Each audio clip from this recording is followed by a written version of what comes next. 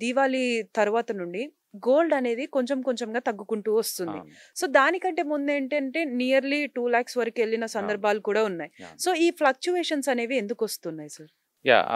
దివాళీ వరకు వరల్డ్ వైడ్‌గా ఏంటంటే, ఎప్పుడైనా గోల్డ్ రేట్ పెరుగుతుందంటే, వరల్డ్ వైడ్‌గా ఎకానమీ అన్‌సర్టెనిటీ ఉందనుకోండి, హ్మ్. గోల్డ్‌ని ఒక హెడ్జింగ్ లాగా వాడుతుంటారు. సపోజ్ హ్మ్. స్టాక్ మార్కెట్ డిస్టర్బ్‌గా ఉందనుకోండి, డిస్టర్బ్‌గా ఉందంటే మీనింగ్ ఏంటంటే, మార్కెట్ పడుతుంది అనుకోండి, అంటే ఎవరో క్లోజ్ చేస్తున్నారు. ఆ హ్మ్. క్లోజ్ చేసిన డబ్బుని ఎక్కడో చోట ఇన్వెస్ట్ చేయాలి కదా! హ్మ్. వాళ్ళు గోల్డ్‌లో ఇన్వెస్ట్ చేస్తారు. ఎందుకంటే మార్కెట్ పడుతుంది కాబట్టి దీంట్లో పెట్టలేను కదా! హ్మ్. అట్లా గోల్డ్‌ని ఒక హెడ్జింగ్ లాగా వాడతారు. ఓకే. అలాగే గోల్డ్‌ని ఒక ఇన్‌ఫ్లేషన్ హెడ్జింగ్ లాగా కూడా వాడుతుంటారు. హ్మ్. అలాగే ట్రెడిషనల్‌గా బంగారపు నగలు చేయించుకుందాం అనుకున్న కూడా కొంచెం కొంచెం కొంటా ఉంటారనమాట. అట్లా ట్రెడిషనల్‌గా పీపుల్ హెడ్జింగ్ కోసం అండ్ ఆల్టర్‌నేటివ్‌గా ఈక్విటీ స్టాక్స్‌కి వాటికన్నిటికి వాడుతూ ఉంటారనమాట. ఓకే. ఇప్పుడు బిఫోర్ దివాళీకి ముందేందంటే వరల్డ్ వైడ్‌గా అన్‌సర్టనిటీ ఎక్కువుంది. అంటే హ్మ్. పర్టిక్యులర్‌గా ట్రంప్ ఈ టారిఫ్ వార్ బిగించేసిన తర్వాత వరల్డ్ వైడ్‌గా ఈ సప్లై నెట్వర్క్స్ అన్ని బాగా డిస్టర్బ్ అయిపోయినాయనమాట. హ్మ్. ఆ ఒక్క కంట్రీ మీద 100% టాక్స్‌లు, 50% టాక్స్‌లు ఇలా ఏస్తా వచ్చారు. హ్మ్. దాంతోటేందంటే ఒక కంట్రీ కొనాల్సిన వాళ్ళు అక్కడ కొనకుండా వేరే దేశం నుంచి కొనటం బిగించేస్తున్నారు. హ్మ్. ఎగ్జాంపుల్ వాళ్ళు బ్రెజిల్ మీద 100% టాక్స్‌లేశారు. హ్మ్. అప్పటిదాకా అమెరికాలో 100%